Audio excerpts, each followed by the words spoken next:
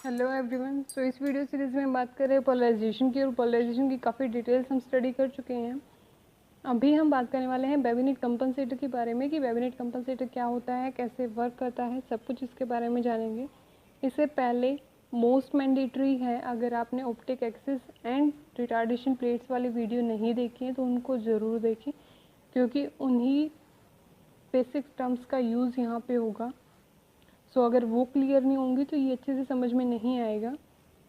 सो एक बार उनको ज़रूर देखेंगे ये टॉपिक करने से पहले। लिंक आपको पता है डिस्क्रिप्शन में इजीली मिल जाएगा आपको। सो अभी बात करते हैं बेबिनेट कंपनसेटर के बारे में कि बेबिनेट कंपनसेटर क्या होता है। डेफिनेशन की बात करें तो अ बेबिनेट कंपनसेटर और अ सोलियल बेबिनेट कंपनसेटर, सोलियल बेबिनेट कंपनसेटर के नाम से भी पूछा जा सकता है, ये इसी का दूसरा नाम है, is a continuously variable zero order retarder. एक कंटिन्यूसली वेरी करने वाला ज़ीरो ऑर्डर का रिटार्डर है that can be used over a broad spectral range, जिसको आप काफ़ी बड़ी स्पेक्ट्रल रेंज में यूज़ कर सकते हो। मतलब क्या है कि बेबिनेट कंपनसेटर आपका एक ऐसा डिवाइस है जिससे आप ज़ीरो रिटार्डर यानी कि ज़ीरो फेज डिफरेंस से लेके किसी वाइड रेंज ऑफ वेवलेंथ यानी कि किसी भी वेवलेंथ के लिए आप कितना भी पार्ट डिफरेंस, कितना भी फेज डिफरेंस आप प्रोड्यूस करा सकते हो। यानी कि बेबिनेट कंपनसेटर तो एक ऐसा मास्टरपीस है जिसको आप किसी भी वेवलेंथ के लिए लगाओ, आपको जितना फेज डिफरेंस चाहिए, जितना पाथ डिफरेंस चाहिए, उतना आप ले सकते हो उस पर्टिकुलर वेवलेंथ के लिए। ठीक है, तो बेबिनेट कंपनसेटर क्या हुआ, एक ऐसा डिवाइस जो हमारा कंटिन्यूसली वेरी करता है। किस लिए? ताकि वो एक पर्टिकुलर फेज डिफरेंस जितना आप चाहें उतना आपको दे सके, और एक वाइड रेंज ऑफ वेवलेंथ के लिए, यानी कि काफ़ी बड़ी वेवलेंथ रेंज के लिए भी आप ले सकते हो हमारे बेबिनेट को यूज़ में। इससे होगा क्या, आपको quarter wave plates, half wave plates, जो ये हमारी वेव प्लेट्स थी, इनको यूज़ करने की ज़रूरत नहीं पड़ेगी। क्यों? क्योंकि जो हमारी ये प्लेट्स होती हैं इनके अंदर क्या होता है, एक पर्टिकुलर फिक्स होता है कि आप इसी वेवलेंथ के लिए, एक पर्टिकुलर लैम्डा हमारा फिक्स होता है उनके लिए कि सिर्फ उन्हीं के लिए हमारा रिटार्डेशन होगा। अलग अलग वेवलेंथ के लिए अगर आपको चाहिए तो आप नहीं ले सकते। सो ये हमारा मोस्ट इम्पोर्टेंट है, क्योंकि ये वाइड रेंज ऑफ वेवलेंथ के लिए भी and wide range of phase difference के लिए भी हमारा एप्लीकेबल है। अब इसके अंदर होता क्या है, दो पार्ट्स होते हैं, दो हमारे बाइफ्रेंजिस वेजेस होते हैं, एंड जिसमें एक मूवेबल होता है, दूसरा हमारा कंपनसेटर प्लेट के ऊपर फिक्स होता है। मतलब कैसे, एक नीचे की प्लेट होती है जिसको बोलते हैं कंपनसेटर प्लेट, उसके ऊपर एक वेज होता है W1 जो कि इससे फिक्स होता है। वेज हमें पता है कैसे होता है, इंक्लाइंड। ठीक है, एक एंगल हमारा 90 डिग्री का एंड अदर मे बी 45 या किसी और पर्टिकुलर एंगल के, लेकिन यहाँ जो है ये दोनों एंगल 45 की ही हैं। सो एक वेज तो हमारा फिक्स है इसके ऊपर, एंड दूसरा वेज W2 ये हमारा है तो W1 के ऊपर, लेकिन ये फिक्स नहीं है, ये मूवेबल है, इसको आप मूव करा सकते हो। अब जो ओरिएंटेशन है हमारे लॉन्ग एक्सिस की, जो कि वेजेस की हैं, वो कैसी हैं, परपेंडिकुलर हमारे कंपनसेटर प्लेट की लॉन्ग एक्सिस। मतलब कि कंपनसेटर प्लेट का लॉन्ग एक्सिस क्या है, ये इसके परपेंडिकुलर यानी कि इसके 90 डिग्री पे। अब जो हमारे वेजेस का लॉन्ग एंगल है ये वाला, इनको आपस में भी आपने परपेंडिकुलर रखा है, क्योंकि ये इसके परपेंडिकुलर है और ये इसके परपेंडिकुलर है, और इन दोनों को आपने कंपनसेटर प्लेट के परपेंडिकुलर रखा, तो ये सारे के सारे आपस में क्या है, परपेंडिकुलर। अभी जो वेरिएबल रिटार्डेंस की आप बात कर रहे हो कि भाई अलग अलग एंगल का रिटार्डेशन आप ले सकते हो, वो कैसे होगा, वेरिएबल के लिए आपको पोजीशन चेंज करनी होगी किसकी, अपर बायरफ्रिंजेंस एज वेज की with respect to lower birefringent wedge. यानी कि जो ऊपर वाला ये बायरफ्रिंज वेज है जो कि आपका मूवेबल है, अगर इसको आप रोटेट कराओ, इस तरीके से मूव कराओ कि आपकी थिकनेस चेंज हो जाए। अब यहाँ पे थिकनेस कैसे चेंज होगी रोटेट कराने से, अब जैसे ये वाला वेज है, ठीक है, जैसे सपोज पेंसिल है वो वेज, तो ये इसके ऊपर ऐसे प्लेस है, तो यहाँ पे हमारा क्या है, थिन पार्ट है, और पीछे क्या है, थिक पार्ट है। अब अगर मैं इसको रोटेट इस तरीके से कराऊं कि ये यहाँ पे आ जाए, ठीक है, तो ऊपर वाला तो क्या होगा, खाली हो गया, लेकिन हमारा ऑप्टिक बीम जो आ रही है वो कहाँ से आ रही है, बीच में आ रही है। तो जो ये फेज आएगा ये किस पे डिपेंड करेगा, ये जो हमारी थिकनेस है यहाँ पे एंड जो थिकनेस है W1 की। सो एक तो ये थिकनेस आए ज़्यादा आएगी, एक ये वाली आए वो कम आएगी। सो इसको मूव कराने से आप इन दोनों की थिकनेस को चेंज कर देते हो, जिसकी वजह से आपको क्या मिल जाता है, अलग अलग रिटार्डेशन। अभी आप जैसे मतलब जितनी भी थिकनेस चेंज करोगे उसको आप यूनिफॉर्म रखोगे कि जो भी पर्टिकुलर बीम आ रही है उस वेवलेंथ के लिए आपने थिकनेस टी रखी मान लेते हैं, तो उस टी को कांस्टेंट रखो ताकि आपको क्या मिले, वो फिक्स रिटार्डेशन मिले। सो नेक्स्ट आता है कि जब आपके जो बायरफ्रिंजियन का वेज है ऊपर वाले का, वो इस तरीके से पोजीशन हो कि टोटल थिकनेस आपके दोनों स्टोक वेजेस यानी कि जब दोनों आपस में कंबाइन है वो इक्वल हो जाए किसके, थिकनेस ऑफ कंपनसेटर प्लेट की, यानी कि जो नीचे वाली प्लेट थी उसकी थिकनेस के इक्वल हो जाए उन दोनों की कंबाइन होकर थिकनेस। तो जो नेट रिटार्डेशन आपको मिलेगा, जो भी लाइट पास करेगी बेबिनेट से, तो नेट रिटार्डेशन उसका कितना मिलेगा, 0। यानी कि जो कंपनसेटर प्लेट थी मान लेते हैं इसकी डी थिकनेस थी, ठीक है। सो अगर इन दोनों के आपस में कंबाइन करके, अब चाहे आप थिन पार्ट को इसके ऊपर लेके आओ या थिक वाले को लेके आओ, इस तरीके से ले आओ कि इन दोनों की थिकनेस आपस में कंबाइन होकर कितनी हो जाए, इसकी डी है और ये भी डी हो जाए, तो उस टाइम पे क्या होगा, हमें मिलेगा 0 रिटार्डेशन। अभी ऐसे ही यकीन करना मुश्किल है कि हमने बोल दिया कि भाई जब थिकनेस इक्वल होगी तो हमें मिल गया 0 रिटार्डेशन, ऐसे थोड़ी ना होता है। लेकिन अगर इसका मैथमेटिकल प्रूफ मिल जाए तब तो यकीन हो जाएगा ना। सो अभी इसका डिस्कस करेंगे मैथमेटिकल प्रूफ भी। अभी एक टाइम के लिए मान लेते हैं कि थिकनेस इक्वल करने से हमें क्या मिल गया, 0 रिटार्डेशन। तो अगर हम पोजीशन चेंज करें ऊपर वाले की इस तरीके से किसी भी प्रिसीजन माइक्रोमीटर की हेल्प से हम थिकनेस चेंज कर सकते हैं।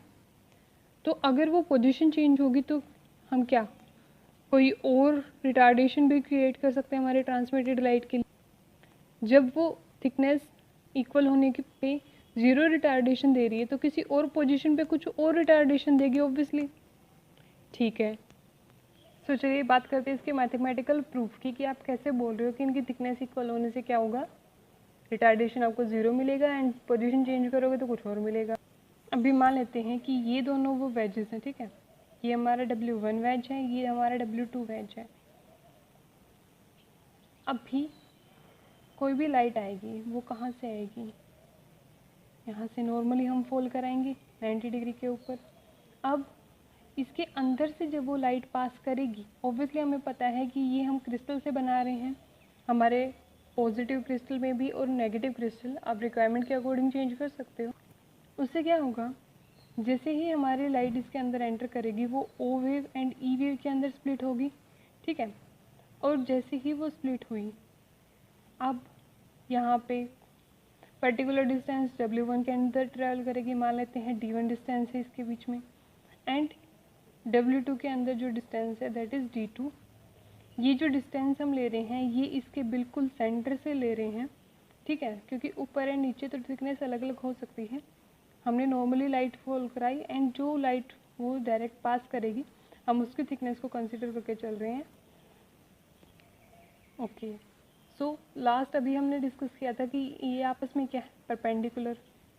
फिर से रिपीट कर देते हैं कि W1 एंड W2 को हमने इस तरीके से कट किया है कि जो इनके रिफ्रैक्टिंग एजेस हैं वो इस तरीके से हों कि हमारा ऑप्टिक एक्सिस W1 का क्या हो, रिफ्रैक्टिंग एज के perpendicular, and optic axis W2 का क्या हो, पैरेलल हमारे रिफ्रैक्टिंग एज के। अब ये परपेंडिकुलर है ये पैरेलल है, तो इसका मतलब ये दोनों आपस में क्या होंगे, परपेंडिकुलर, क्योंकि इसके अंदर 90 डिग्री का फेज चेंज है, इसके अंदर 180 का है, तो दोनों के अंदर डिफरेंस कितना होगा, 90 डिग्री का, यानी कि दोनों आपस में क्या है, परपेंडिकुलर। अभी हमने डिस्कस किया था। अभी जो हमारी इंसिडेंट बीम आएगी वो स्प्लिट किसके अंदर होगी, दो वेव्स के अंदर, जो कि हमारी क्या है, ई वेव एंड ओ वेव। हमारी ई वेव जो है एक्स्ट्रा ऑर्डिनरी वेव, हमें पता है उसके वाइब्रेशंस कैसे होते हैं, पैरेलल होते हैं ऑप्टिक एक्सिस के, एंड ओ वेव के कैसे होते हैं, परपेंडिकुलर। तो इसका मतलब जो ये ऑप्टिक एक्सिस के पैरेलल एंड परपेंडिकुलर आए हैं इनसे हमारा कुछ रिलेशन है कि क्यों आपने इनको परपेंडिकुलर एंड पैरेलल ही रखा। क्योंकि ऐसा करने से क्या हो गया कि जब हमारी जैसे ही हमारी इंसिडेंट वेव आई, ठीक है, अब इसके अंदर से ट्रैवल W1 के अंदर से कौन करेगा, O वेव भी करेगी, E वेव भी करेगी। अब क्योंकि O वेव की वाइब्रेशन क्या है, परपेंडिकुलर, ठीक है, एंड W1 की कैसी है, W1 की भी परपेंडिकुलर है, तो ये इसको फेवर करेगा।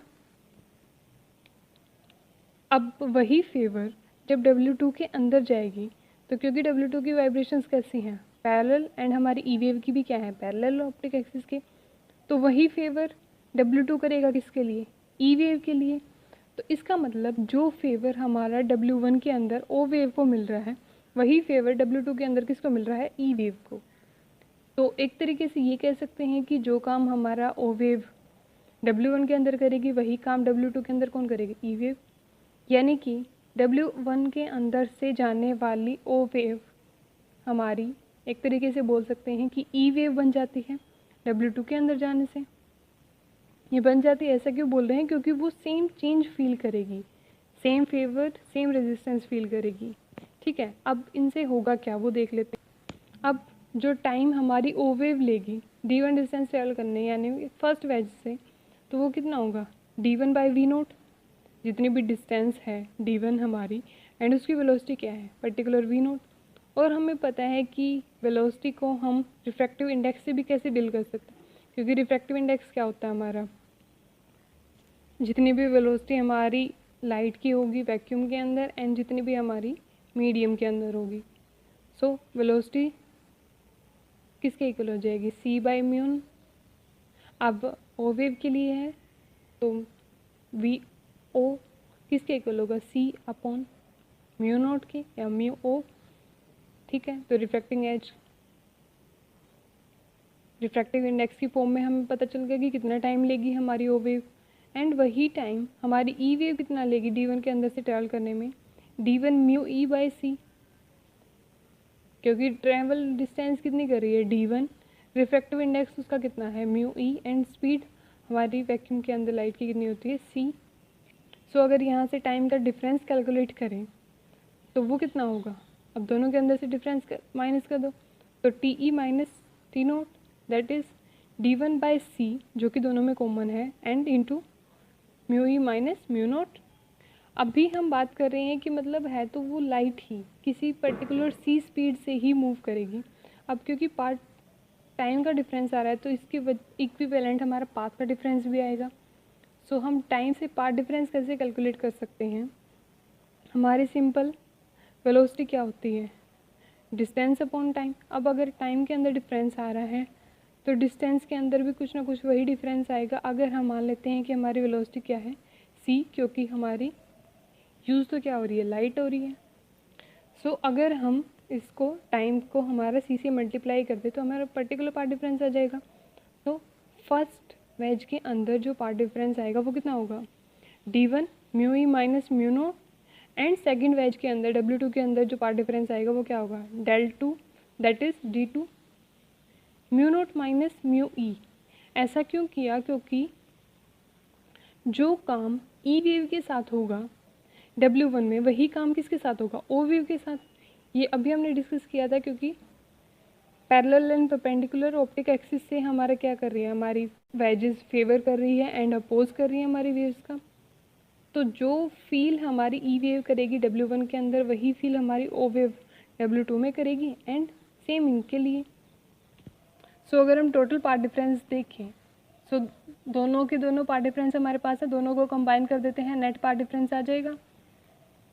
कंबाइन क्यों कर रहे हैं, क्योंकि वो दोनों खुद डिफरेंस है, कि एक की वजह से इतना डिफरेंस आ रहा है, सेकंड की वजह से इतना डिफरेंस आ रहा है, तो ये दोनों तो डिफरेंस ही हैं, कहीं इसको माइनस मत कर देना। सो दोनों को ऐड किया तो हमारे पास ये इक्वेशन आ गई, D1 μE - μ0 plus D2 μ0 - μE। अब दोनों को सोल्व करने के लिए मैं क्या ले लेती हूँ, यहाँ से माइनस कॉमन ले लेती हूँ। सो μE आगे आ जाएगा, माइनस μ0 हो जाएगा, एंड D2 के आगे क्या आ जाएगा, माइनस साइन। तो टोटल पार्ट डिफरेंस क्या आ जाएगा, ये दोनों तो कॉमन हो गए, बचा क्या, D1 - D2 इंटू μE - μ0। तो अब ये मेन इक्वेशन किसकी, पाथ डिफरेंस की। अब हमें पता है कि पाथ डिफरेंस से आप इलिप्टिकल, सर्कुलर किसी भी तरीके के जनरेट कर सकते हो।